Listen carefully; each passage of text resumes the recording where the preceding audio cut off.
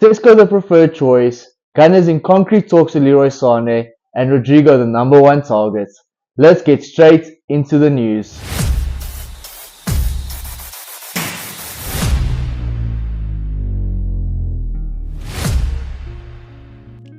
How's it going, guys? And welcome back to Punch Drunk Arsenal, your home to all the latest Arsenal news and transfer updates. We've got quite a bit of news for you guys today, from Benjamin Sesko, Rodrygo. We've got some news on a couple of youngsters, some Morgan Rogers news, as well as some news on contract extensions and negotiations. So let's dive straight into it. First up, we've got the biggest story surrounding the club at the moment is what's happening with the striker position. Is it going to be Benjamin Sesko? Is it going to be Victor Gyökeres? Who is the club actually going to sign? Well, a report from Miguel Delaney this morning, kind of corroborating what a lot of the reports have been stating over the last couple of weeks, are now pointing towards Arsenal's preferred striker being Benjamin Sesko, the 22-year-old RB Leipzig Slovenian international striker. He scored around 27 goals last season, and I believe he got around 8 assists, so that's 30 plus goal contributions. A very good return for a player that played with in a Leipzig side that was quite poor, especially for their standards. But it's a player that's very much being linked with the Gunners over the last couple of seasons, especially the last year. We came close to signing him during the last summer window as well as in January. And it now seems that the Gunners are finally going to be landing their man.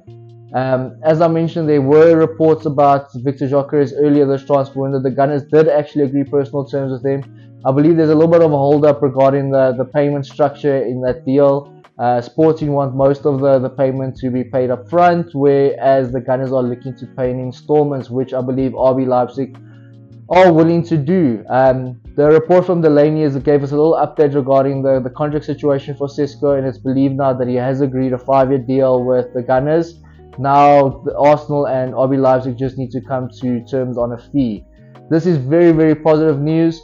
A player that's standing at 6'5", known for his dribbling, his speed, his finishing, as well as his link-up play and heading ability, very much fits the Mikel Arteta archetypal player, and it's one that really is exciting for the club. As I mentioned, a £70 million deal, which would be good business for the Gunners, signing one of the biggest prospects, especially in the striker position in world football at the moment, and Sesko does seem that he is willing to come to the club. Some reports also believe Fabrizio Romano stated that the Gunners are the only club currently in concrete talks with Sesko, and that Sesko has given his priority to a move to Arsenal this summer. So that's very good news on the striker position. Moving on, left wing. Now this is probably the most exciting news we've heard so far this summer window when it comes to Arsenal news, and that's Rodrygo to Arsenal seems like it is heating up. The Gunners apparently have spoken to his representatives, as well as some of the players in the Arsenal team actually speaking to Rodrygo about life at Arsenal and the possibility of making a transfer. Now this deal's still very far from completion. I mean, you can't even say completion when the deal hasn't really kicked off yet. Apparently no formal talks have taken place yet, no official bids, anything like that. Rodrygo does still want to speak to Xabi Alonso. Apparently he wants to make it known that his preferred choice is to play on the left wing, and to see where Alonso stands on that. With Vinny Jr. currently being Real Madrid's left wing, you can't really see him being ousted for Rodrygo, and that does lean towards Rodrygo actually leaving Madrid this summer. Obviously it's going to be coming at another hefty price tag for such an experienced, although still quite young, such an experienced player with such a high technical quality. He's likely to cost between 70 and 90 million pounds. I kind of put it exactly in the middle there. 80 million pounds I believe would be enough to seal this deal. He's also likely going to have a big wage. He's going to become one of Arsenal's highest earners. He's going to be likely around the 250,000 to 300,000 pound per week mark, which does seem like a lot of money. However, you're signing one of the best left wingers in the world, and especially a player that wants to play there, and it's a position that Arsenal are looking to strengthen. You're not really going to find anyone better than Rodrygo on the left wing, especially in this current market. The Gunners also have been linked with Jamie Bynoe-Gittens and Nico Williams. Both good players, but not on Rodrygo's level. So if the Gunners manage to get Rodrygo through the door, they're definitely going to have their sucker-style player on the left. So that's definitely more exciting news on the Gunners front, especially in our attacking options. Sesko and Rodrygo both seem to be heading in the right direction. Now moving to the other side of our attack, we heard some news from Christian Falk from Bild this morning, the biggest German publication and probably the best when it comes to transfer news. He stated that Leroy Sané is looking likely to leave Bayern Munich this summer on a free transfer.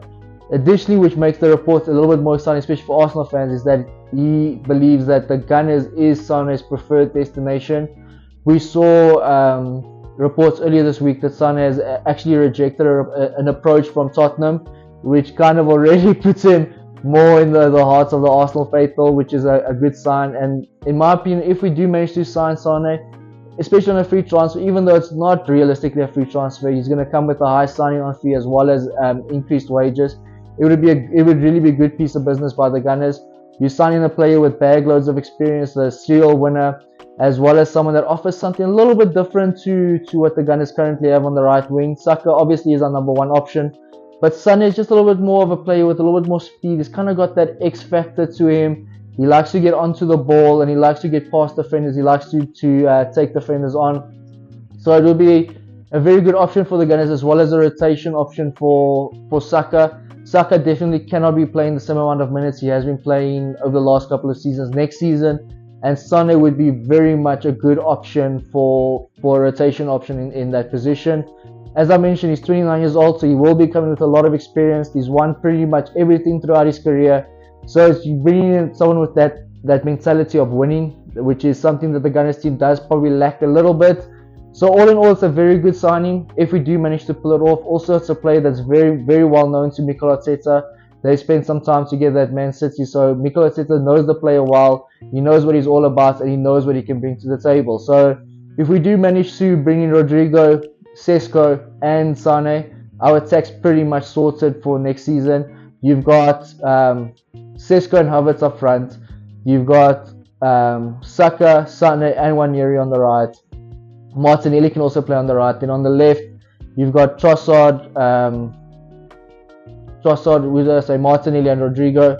Then also Gabriel Jesus possibly coming back. We're going to get on some Gabriel Jesus news a little bit later. But with those options all in front, you can pretty much say that the Gunners' attack has been sorted. Our defense is already pretty much sorted. Can't really see us doing too much in defense, maybe adding a little backup for Saliba, but besides that, our defense is pretty much one of the best in Europe.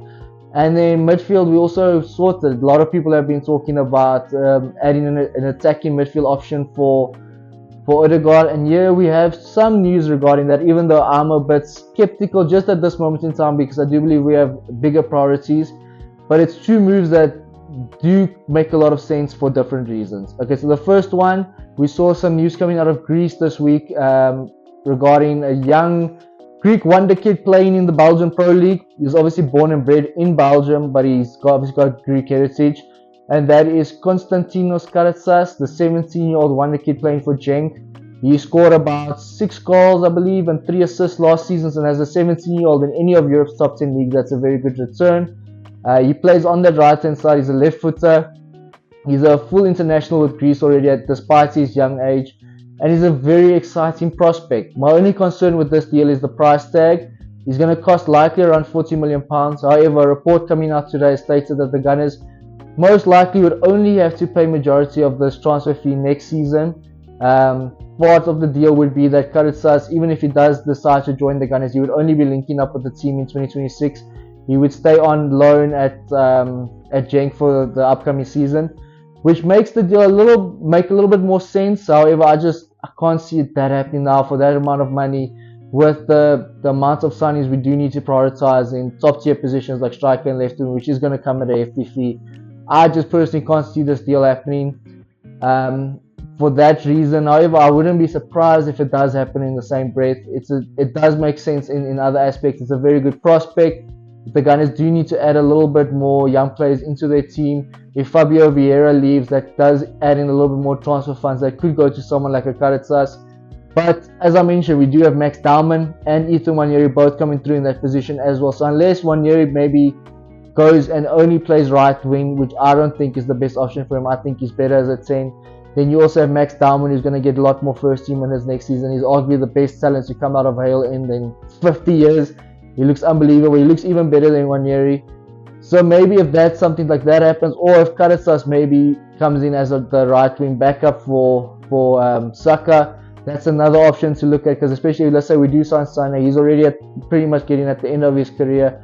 You can expect him to have 2 or 3 more seasons at the top level. Then you have someone like a Karetsas coming through. He's only going to be there next season as well. So Sane will probably likely be 31.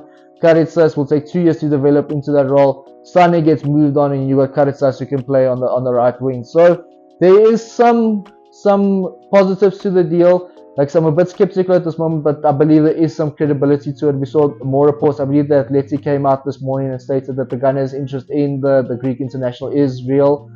So if the Athletic is talking about it, you can expect definitely there to be some truth to it. And like I said, for some, there's some pros and cons to the deal. However, I wouldn't be displeased if we brought in a young prospect that could light up the future of football. So an exciting deal, one to keep an eye on. Another one that's mentioned that could be even more exciting is that of Morgan Rogers, the Aston Villa midfielder. Rogers obviously can play also pretty much anywhere. He's one of those hybrid players that can like play anywhere. His main position obviously is more like an attacking midfielder, winger type of player, but he can kind of play anywhere. If he wanted to play striker, I could like envisage him playing as a striker. But this would be excellent backup for Martin Ødegaard. Also someone that would not just backup, but actually someone that would be challenging Martin Ødegaard for that starting position. We know Villa have PSR issues, so they're going to need to sell. Emi Martinez does look like he's out of the door. Ollie Watkins is another one on Arsenal's list that possibly could be leaving. But this Morgan Rogers deal is one that sounds very, very exciting. Obviously, out of those 3, Rogers would demand the highest transfer fee. Likely to cost the Gunners around £60 million, I'd say. Even though they've got PSR issues, he's still not going to be a cheap deal whatsoever. But it would be a super, super exciting signing for the Gunners. Rogers was one of the most exciting players in the league last season. I believe he contributed around 10 goals and 12 assists, or maybe I got the other way around, maybe it was 12 goals, 10 assists, but something like that, 20 plus goal contributions in the Premier League. And he offers a different skill set than what you generally see with these attacking midfielders. In the modern game, we see a lot of attacking midfielders play a more possession style based, keeping onto the ball, doing little 5-yard passes. It's kind of how Ødegaard plays, little intricate passes to move the ball forward. Morgan Rogers is a way more direct player. He uses his power. He's a powerful runner. He likes to have the ball at his feet. He likes to dribble past players. He likes to add a lot of creativity to the game. He's also quite tall. I believe he's around 6'2", 6'3". So it's another, as I mentioned before, Mikel Arteta does love his tall players. Anyone over 6 foot, Mikel Arteta's got a fancy for. And Rogers, in my opinion, would be one of the most exciting transfers of the summer. It's just regarding the price tag, I believe it's a little bit out of our range at this moment in time, especially if we sign Sesko, Rodrygo, and Zubamendi is already on his way. That's going to be about £200 million gone already without even making any sales. And when you look at our sales, we're not going to make a ton of money from sales. Leandro Trossard doesn't seem like he's going to be on the move. Martinelli apparently can be on the move if a huge offer comes in, even though I think both of them will be there next season. Fabio Vieira could be sold, however, he's not going to demand a huge transfer fee and definitely not going to reclaim the 30 million we paid for him. If we get 20 million for him, we'd be lucky. Zinchenko also likely to only get between 20 and 25 million. Then you got Tavares already left for about 6. But you're not going to get huge transfer fees for the Arsenal players exiting at this moment in time unless we sell one of our first team starters. So that's my only worry my only bit of skepticism when it comes to the Morgan Rogers deal is whether or not we actually will have the funds to sign him. If he's available and we push hard enough and we actually somehow manage to get this deal off, it will be one of the best transfers of the window. However, it's one to keep an eye on, but I wouldn't put my hopes on it at this moment in time. It's definitely a deal we've been looking at for a while though. Steve K told me about a month ago personally that I must keep an eye on Morgan Rogers to Arsenal. So it's not something that's come out of the blue. It's something that the Gunners have been exploring for a little bit of time now. And as I mentioned, it'd be a huge coup for the Gunners if they actually do manage to seal this deal. A little bit of a less exciting deal, but one that would nonetheless be a very good deal for the Gunners is we know we've been looking at a second choice keeper. Jon Garcia was our primary target. We came close to signing him last summer. However, he looks like he's off to Barcelona at the moment. And in my opinion, I think we might actually be getting a better deal with this one I'm about to talk to you now. We are apparently in talks to sign Kepa from Chelsea for the bargain sum. This is a huge bargain if we manage to pull it off for £5 million. Now, someone of Kepa's quality that could come in as a second choice keeper. He's still not super old for a goalkeeper, especially he's like 30, 31. So there's still a lot of years left in him. He's apparently willing to come to the Gunners to try and challenge David Raya for that first team position, as well as he's willing to sit on the bench and like be the second keeper. And as I mentioned, like he's willing to come in as the second choice and try actually win his place in the first team, which means they'll provide good competition for Raya. It's undoubtedly that he will be the second choice. So it's not like we'd have the situation with Ryan Ramsdale where it's like who's number one, who's number one. It's Raya's number one, and then Kepa is the number two. But for that price tag, for the quality of play you're getting at for £5 million, is definitely a good piece of business by the Gunners. We know in recent years we've actually signed quite a few players from Chelsea, so our relationship with Chelsea, especially when it comes to transfers, is quite good. And they have a boatload of goalkeepers, so you can expect this one actually to get over the line. They do need to sell quite a few players. Their squad is very big, and Kepa could just easily be one of the ones on the move. And according to the reports today, he is quite keen on the move to the Gunners. So that would be another good piece of business by Arsenal, especially for that price tag. So far, so good. Arsenal's window has gotten off to a little bit of a slow start. We know Zubimendi was pretty much confirmed a while ago, but the Arsenal fans are hungry. We're so close to success, and the Arsenal fans are hungry to see some new fresh faces coming into the side. But if we sign the players that we have been linked with, especially the last couple of days, we're signing the top echelon of players, and it's players that will definitely improve the team. Talking about signings, let's get into the contract negotiations. We saw today some big news, some news that we've known for a little bit of time now, as well, that Gabriel has actually extended his deal with Arsenal until 2029. He's got an option for an extra year, so you can say it's pretty much a 5-year deal. That news has been confirmed by the Gunners, and now it's pretty much set in stone. He will be staying at the club. He apparently rejected some big offers from Saudi Arabia to make his stay at Arsenal a bit longer. And if you look at his interview following his contract renewal, he's very happy at the club. He says he loves the fans, he loves his team, and now it's time to win things. So this is a player that pretty much is a fan hero amongst the Arsenal faithful at this moment in time. He was probably our best defender last season, even better than William Saliba. And it's just a player that everyone's loving at this moment in time. So that's very positive news on the Gunners front. We know William Saliba pretty much agreed a new deal with Arsenal as well, Bukayo Saka, as well as our two youngsters, Ethan Wanyere and Miles Lewis-Kelly. One interesting bit of news we received, though, especially I think it was Steve K this morning, reported that the Gunners are interested in actually extending Gabriel Jesus' contract. Now, I still believe there's a good player in Gabriel Jesus. Unfortunately, injuries have hampered his Arsenal career thus far. We remember when he just joined the club, that first couple of months at Arsenal were electrifying. He seemed like he was going to be a world beater. Then unfortunately got an injury, and then since then we just haven't seen the same Gabriel Jesus. Now a contract extension does make sense in a way, because obviously we won't see any clubs really being interested in him this summer. If we sign him onto a new deal, hopefully he comes back from injury, he does quite well. If he does super well, then he can continue on in the Arsenal jersey. I just don't see his foreseeable future being at the club. But with an extra contract extension, at least we can demand a little bit of a fee next summer if he does quite well.